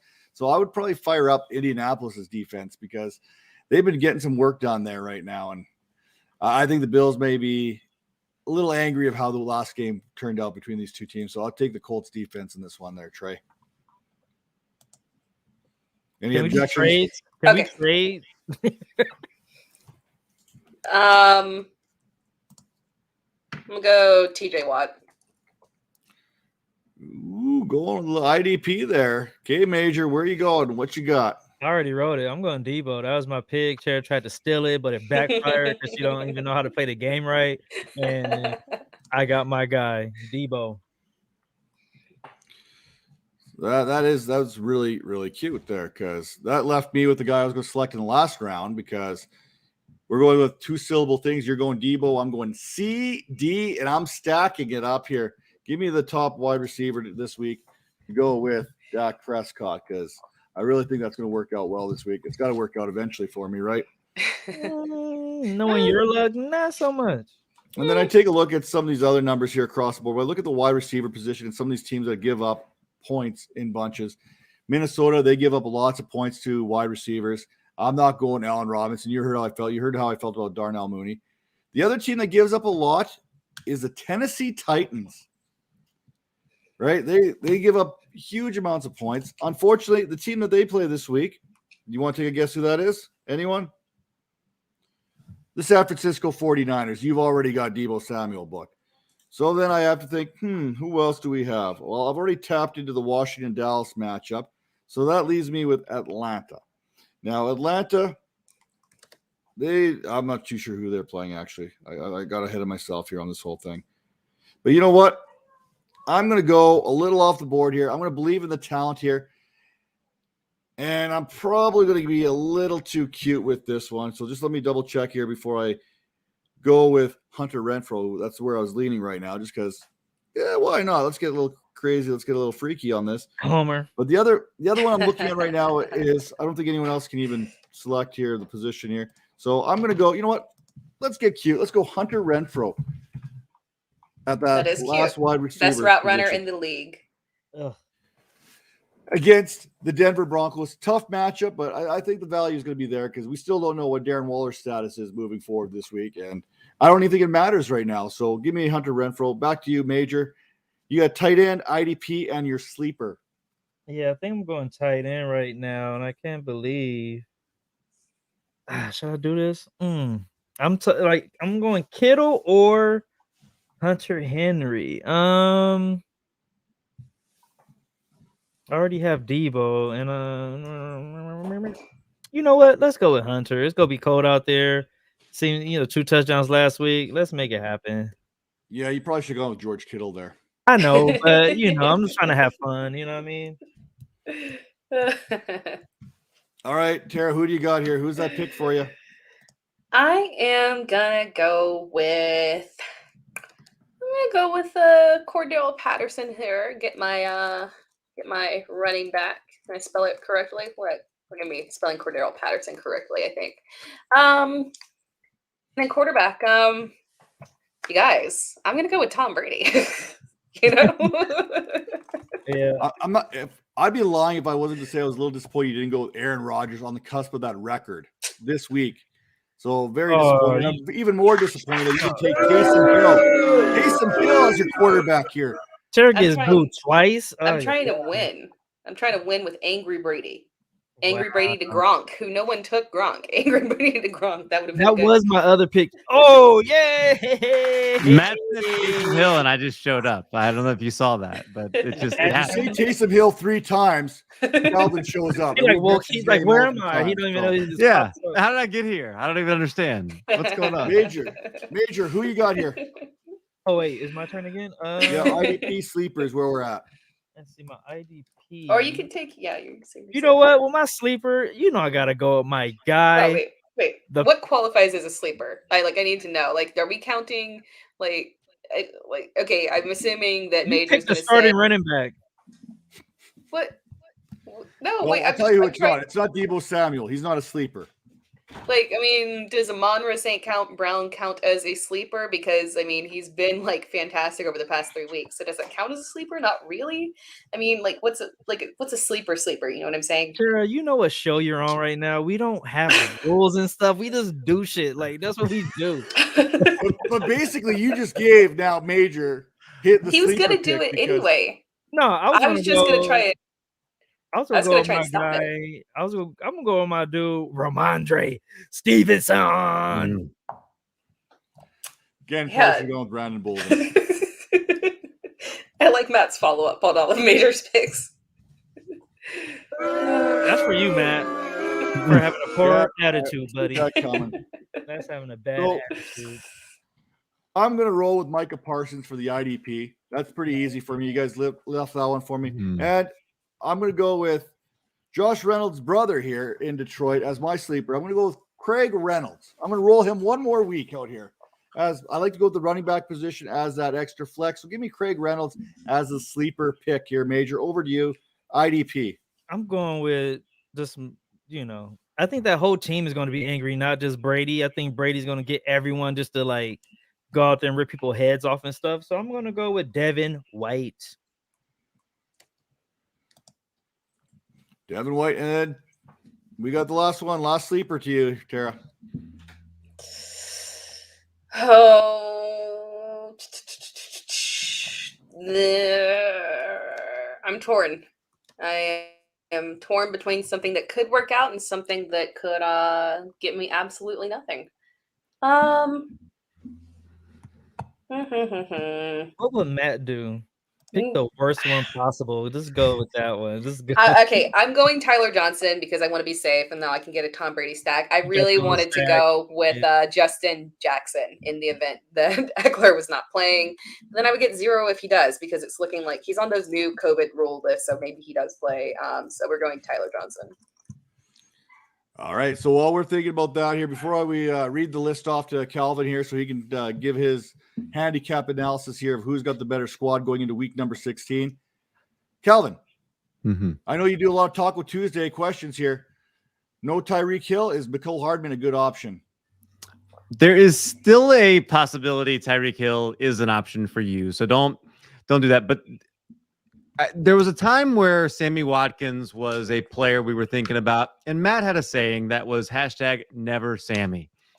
That needs to be put right on Mecole Hardman and #never Mecole. So no, the answer is never Mecole Hardman. Find somebody else. Go get Rashad Perryman. Roll him out instead. Pringle. Go get Pringle. Yeah, maybe Pringle. Somebody. Get never Mecole Hardman. Yes. Yeah, I think last week I had my whole Hartman rant where I'm off the bandwagon. I was a stan, and he just broke my heart, man. He broke my heart. Ooh, this gets interesting here. I'm gonna question here on league standing. Sorry to cover you up there, Calvin. You might have to pop your head up just a hair. Yeah. I don't know if I won this week or not. We tied 96-96. I have more fantasy points, however. He has a 7-6-1 record. I have a 7-7 record. In the settings, it says seeding playoff tiebreaker is the most points for. Who won this week, Calvin? If it says most points for, I assume then that means for the season, then it's got to be you. If you have more fantasy points, the record wouldn't matter. You follow the tiebreaker rules you have set up. And this is why you need a really, really well thought out league. What's the word I'm looking for? What's the thing that tells you what to do? League rules, like manual. Yeah. Yeah. You're, oh man, I can't think of the word.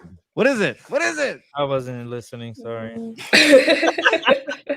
I went to sleep a little bit. This question is too long. So He was my question, contemplating that sad fantasy team.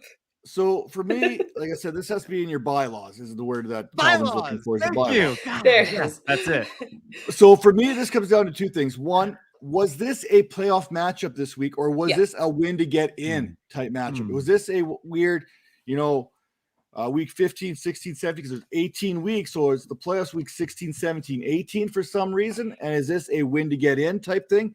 If it's a win to get in, then 7-6-1 gets the playoffs position. It's the better record.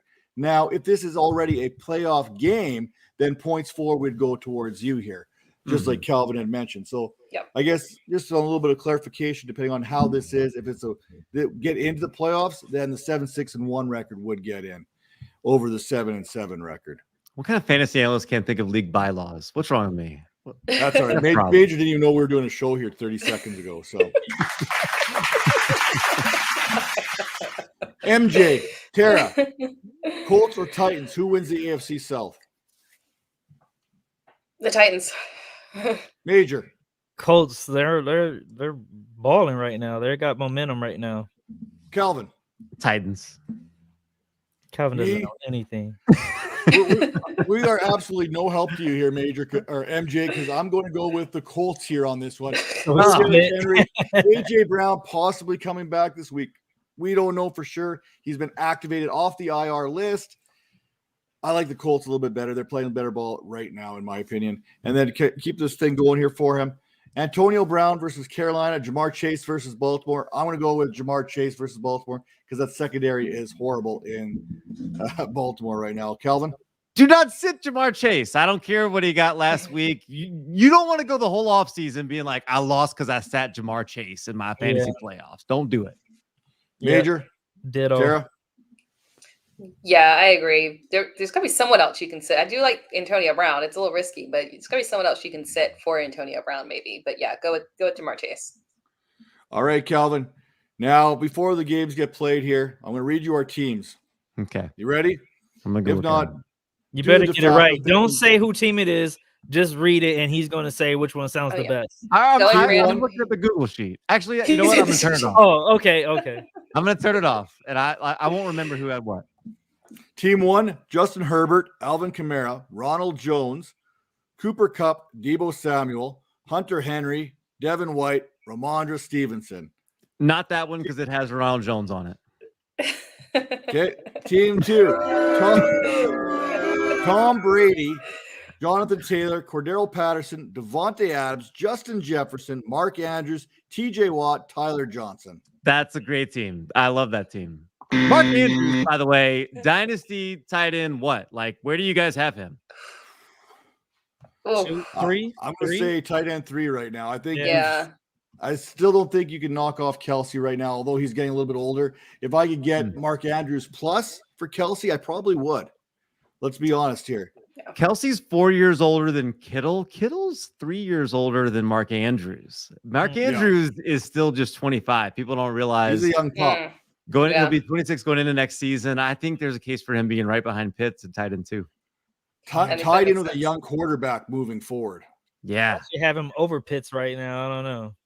All right. No, Team no number way. 3, Can't do that. Dak Prescott. I'm sorry. Team number 3, Dak Prescott, Dalvin Cook, Javonte Williams, CeeDee Lamb, Hunter Renfro, Travis Kelce, Micah Parsons, Craig Reynolds. I already know whose team that is because it's the Homer team with Hunter Renfro. So I'm not gonna. Definitely not that one. The winner is the one that has Jonathan Taylor and Andrews and Justin Jefferson and Tom Brady. Like, come on. What else? What were y'all doing? That's the one you want. We know I don't know what I'm doing half the time. That's why I'm on this side of the screen right now. She had 1-1. Like that's all it was. By the way, everyone who's advanced to the next round, the SFB 11, please place your hand up. I didn't make it to the playoffs. I was eliminated like in week 4. Okay, I just want to do a quick hand check there. No major thing here. Tera, we are at 1 hour and 37 minutes. This time is flying by here, probably because we did the Christmas draft, by the way. Yes. But you want to go back and check that out because there's some great classics in there. Hey, did we write those down? I don't even think we wrote it down, but we need to write those down. No, we didn't. I'll have to crop the video and cut it and edit and all that fun stuff. Oh wait, we got more clarification on the MJ situation here. Okay, it goes. I got tossed in the playoffs last week. Had David Montgomery, Fournette, Connors, and Gronk. Sat Mark Andrews. Ouch. And then it kind of goes. Wide receivers were Chase, Renfro, quarterbacks Murray, Tom Brady. And he was 10-3 and lost in the round 2 to 6-7 team. We've been there. We know that feeling. It happens. Things get crazy here. Now, speaking of crazy, Tera, give me a bold prediction for week number 16. Mine is not fantasy points related. I believe that Trevor Lawrence will have his highest QBR or quarterback rating of the season this week. So what, 45? Rude. What number are we actually looking at? What is Trevor Lawrence's highest total right now? We need a fact checker here on this kind of thing. Oh, now we want a fact check. Now we need a fact checker. Let me see. I have him on one of my teams. Hold on. It's like highest quarterback. So basically, rating. he needs to get to like slightly below 100. He's gotten that high this season? Yes, he has not reached 100. Like a little bit below that. So just got to get a little bit above that. Just a little bit. Just a little bit. Look, he's really fact checking right now. Look at Matt. I'm not fact checking. No, he's saying I'm fact checking, which would be a lie. It's crazy. You guys are gonna take a lap. Take a lap. I'm gonna start using that one. Speaking of taking a lap, Major, what do you got here for your bold prediction? I'm gonna go with, some people you have to just die on that mountain or whatever the saying is that people say that's corny. But I'm going Bateman going to score 1.5 touchdowns. You are going to lose that one because it's impossible to score a touchdown and a half. It's like a little player prop thing. They always say like 1.5 or something. So he goes score 2. You know what I mean? It's like the over-under because they want you to choose either Vegas. over or under. You can't say that's what he's going to do. Well, he's going to do over under 1.5 touchdowns this week. He's Come gonna on, have put that over in. or under Yeah. 1.5. Yes, I'm gonna win this week. Is he going to? So here's the thing: is he going to have over or under 1.5 targets what? next week? He's Is gonna my have 2 question about TDs. Rashad Bateman? Unfortunately, 2 touchdowns, baby. I just changed it. 2 TDs this week. I'm doing a mat right now. Good. Way to be bold. That might be your boldest prediction so far this season. hey, he But had is his it- highest snaps of all year. He had it that last week. Bad news is he only had 2 targets and caught a pass for 5 yards. Don't worry about that. Highest snap. Why are you talking about old stuff? Let's look toward the future. All right, we got another question in here quickly. DST type question. New England or pick up the Chargers this week? Pick up the Chargers. Chargers are playing Houston there, Major, in case you needed to know. Yeah, I was about to say, but I don't know. New England, they got a little momentum going, and I think that's gonna be an ugly game. So I'm gonna go with New England on that one. Calvin? Gosh, New England is at home, which is good, but they got Josh Allen and the Bills rolling in versus the Chargers on the road against Houston. Houston's playing good lately. Thank you. He didn't agree with you. He just said they were playing good. New England. Let's go New England. Well, the only thing that Houston has going for them is Brandon Cooks. The Chargers are good at defending the pass. They're not so good at defending the run. Mm-hmm. They played a little bit better. Give me the Chargers this week because Houston can't run the ball either, so it doesn't really matter. I'm going to take the Chargers this week over the Patriots. Now, I'm not sure I'd feel comfortable dropping the Patriots as far as that goes. If that's what you're going to make a room for is dropping the Chargers, pick up the Chargers, drop the Patriots. I don't know if I feel good about that, but what I do feel good about is my bold prediction this week. I made a call that Mac Jones would be a QB1 last week or this week that just kind of came by. He met that criteria. Now I'm doubling up on Mac Jones. I'm going to take Mac Jones as a QB1 again this week, and I'm going to keep my mouth shut. I'm not going to give out stats because I'm going to stick with top 12 quarterback production 2 weeks in a row for Mac Jones. Why is this bold? Because he only threw 3 times against the Bills last time they played. That's why it's bold. That's why I'm going there. Mac Jones, week number 16, top 12 quarterback. In fact, he probably gets more touchdowns this week than Rashad Bateman. Yep. That was uncalled for, but yeah. I'm hungry, so And- let's wrap this thing up. Yeah, I've got to go hit the Dairy Queen 2 double cheeseburgers for $7 here. But let's go on to one last thing. Super Bowl prediction time. Around the horn. Calvin, who's your Super Bowl prediction? What do we got? Taysom Hill and the Saints win the Super Bowl. What do you think? Taysom Hill hoisting the Lombardi at the end of the year just is great theater. I love it. Let's do it. Major, who I like you it. got here? I don't even know what to do after that one. I was about to say like Detroit or something if we're gonna go crazy. I'm gonna go with the Rams. I like the Rams. That defense is good. Quarterback is good. Got the top receiver. Pretty good running game. Best all-around team. Okay, what do you got there, Tara? Who do you think? I agree with Chiefs and the Packers, but if I was going to go the route of Cal and throw something fun and crazy out that won't happen, I would go. I want to go Packers and the Miami Dolphins. Miami makes a push here. Well, yeah, if I you think wanna- it's like Super Bowl matchup, right? Oh, the Dolphins? I Right. like it. Yeah, they go I on a mean, run if you- here, and Tua proves that he doesn't need to be traded. But then Miami decides they still want to trade him anyway after a Super Bowl win. There we go. To If you Seattle. really want to make a prediction that isn't going to happen, you take the Dallas Cowboys to win the Super Bowl. That's basically how it goes.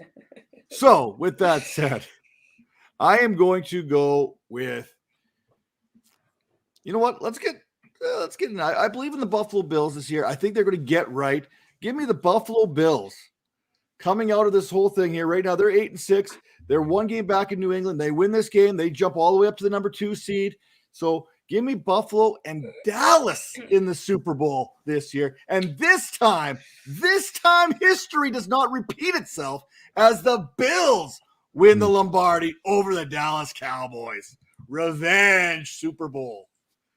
You know how crazy it would be if Buffalo won a championship finally? I think that state would like explode. I'm going to tell you right now, if Buffalo gets to the Super Bowl, I am heavily I don't play stock market games, but I'm going to heavily invest in plastic tables.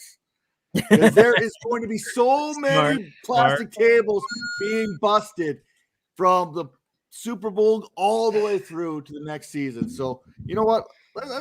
Maybe that's what I want to see. Maybe I want to see Buffalo versus Dallas. Plus, I got to wear a cowboy hat and ride a Buffalo the whole week of Super Bowl. You always got to go too far. You always got to get booed. You always got to go there. And I don't know who he's referring to here, but I'm going to assume that this was is me. going to be me taking a lap. Or Calvin here taking. Yeah, you know what? It's probably you. Mine's semi-realistic. And then he told you to take a long one. That's definitely been known to happen. Except if you've seen me, there's no way I'm making a lap. It ain't happening. More like a nap. You take long naps. I'll take a long nap. That's probably the safest bet. But with that all being said, what we don't want to do is we don't want to sleep on week 16. If you are advancing right now in your fantasy playoffs, make sure to hit any one of us up on the Twitter machine. The handles are all there at It's Tera Time, at Way Too Major FF, at Calvin and Hobby, and at Matt Donnelly FF. The mustache may have its own Twitter handle here sooner than later, possibly even its own TikTok channel. Yeah, I don't know. It needs its own TikTok. That would be awesome. Yes. That all said, Tara, where can everyone find you here each and every week? I won't take long. Just go to my Twitter. It's Tera Time. Everything there. There we go. Major.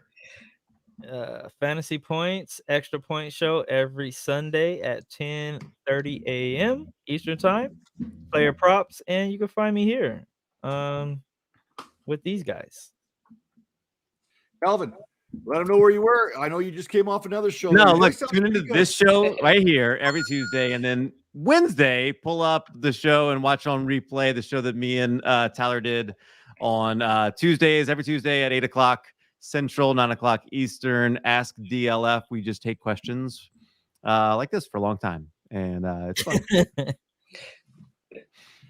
And of course, make sure to head over. If you're watching this, obviously you're watching on the Vipers Network on the YouTube channel, or even possibly catching it on Facebook. We went live here on Facebook as well today.